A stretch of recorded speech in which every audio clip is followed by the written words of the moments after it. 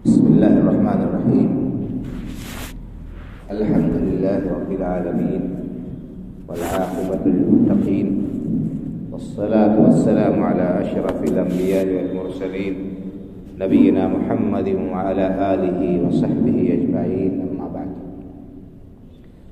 عن عبد الله بن مسعود رضي الله تعالى عنه عن النبي صلى الله عليه وسلم أنه قال: ليس المؤمن بالطعان ولا اللعان ولا الفاحش ولا البذيء، أو كما قال صلی اللہ علیہ وسلم. بزرگوں اور بھائیوں، مسلمان کے اندر کچھ صفات ہونی چاہیے. صرف زبان سے اسلام کا اور ایمان کا دعویٰ کر لینا کافی نہیں ہے، بلکہ عقیدے میں، اعمال میں، اخلاق میں، معاملات میں، تمام چیزوں میں آدمی کو شریعت کی پابندی کرنا لازم اور ضروری ہے. تو اخلاق میں خاص طور سے اچھے اخلاق کی تلقین کی گئی ہے اور برے اخلاق سے، برے صفات سے روکا گیا ہے، منع کیا گیا ہے. میں نے آپ کے سامنے جو حدیث پڑھی ہے ترمذی شریف کی ہے اور دوسری کتابوں میں بھی ہے. اس میں اللہ کے رسول صلی اللہ علیہ وسلم نے بعض صفات کا تذکرہ کیا ہے جن سے ایک مسلمان، ایک صاحب ایمان کو بچنا لازمی اور ضروری ہے. یعنی یہ صفات، یہ عادتیں ایسی ہیں جو شریعت کی نگاہ میں بہت ہی ناپسندیدہ ہیں اور کسی مومن کو ان صفات کا حامل نہیں ہونا چاہیے، ان سے بچنا چاہیے. وہ صفات کیا ہیں؟ لعن طعن کرنا، کسی کے اوپر طعنہ زنی کرنا، کسی کے اوپر زبان خراب استعمال کرنا، اسی طرح سے فحش گوئی کرنا، بدگوئی کرنا. اللہ کے رسول صلی اللہ علیہ وسلم نے ارشاد فرمایا کہ لیس المؤمن بالطعان ولا اللعان، مومن طعنہ زن نہیں ہوتا، کسی کے اوپر طعنہ نہیں کر دیتا ہے، کسی کے اوپر لعنت نہیں بھیجتا ہے. طعنہ زنی معاشرے کے اندر بڑی عام بیماری ہے اور خاص طور سے یہ بیماری پائی جاتی ہے. لوگ کسی بات میں کسی کو حقیر سمجھتے ہوئے اس کو برا کہتے ہیں، تو فلاں کی اولاد ہے، تو ایسا ہے، تو ایسا ہے. تو ذات برادری یا رنگ نسل یا کسی اور چیز کی وجہ سے، پیشے کی وجہ سے کسی کے اوپر طعنہ زنی کرنا یہ اسلام کے سخت منافی ہے.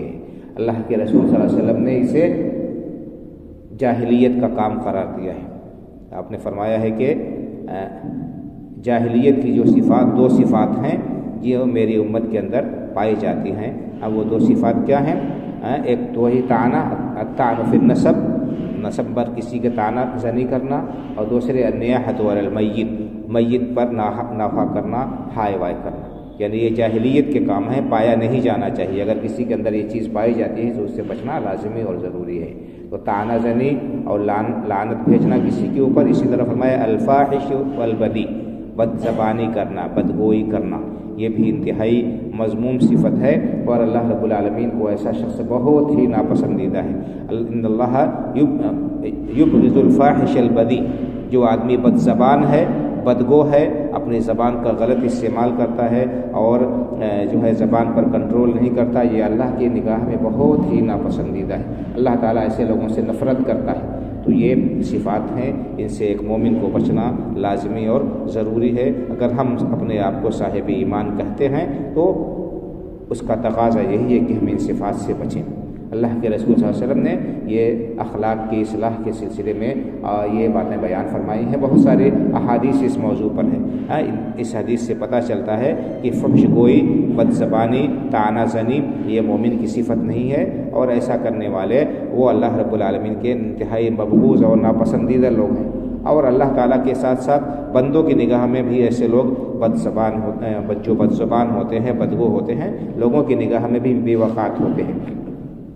اور ایک حدیث میں اللہ کے رسول صلی اللہ علیہ وسلم نے یہ وعید بھی بتائی ہے کہ یہ لوگ اللہ سے بہت ہی دور ہوں گے، یعنی اللہ کی رحمت سے دور ہوں گے. تو ہمیں ان صفات سے بچنا چاہیے اور اپنے اندر جو اچھی صفات ہیں جن کی ترغیب دی گئی ہے، جن کی تلقین کی گئی ہے، یعنی زبان کی حفاظت، لوگوں کی تقریب اور ان کی عزت و آبرو کی حفاظت، ان چیزوں کو اپنے اندر پیدا کرنا چاہیے۔ آج معاشرے کے اندر بہت ساری لڑائیاں ہوتی ہیں یا اختلاف اور دشمنی ہوتی ہے، اس کا سبب یہ زبان کا غلط استعمال اور لوگوں کی تحقیر و تذلیل اور طعن تشنیع کا اس میں بہت بڑا دخل ہوتا ہے۔ اللہ رب العالمین سے دعا ہے کہ اللہ تعالی ہمیں ان مذموم اور قبیح صفات سے اپنی پناہ اور حفاظت پر رکھے۔ اللہ تعالیٰ اخلاق عالیہ سے ہمیں متصف ہونے کی توفیق عطا فرمائے اور ہمیں اس بات کی توفیق دے کہ ہم اپنی زبان کا صحیح استعمال کریں تاکہ اللہ رب العالمین کے ہاں اور بندوں کے ہاں بھی محبوب ہو سکے۔ اسلام پر اللہ تعالیٰ زندہ رکھے اور ایمان پر ہمارا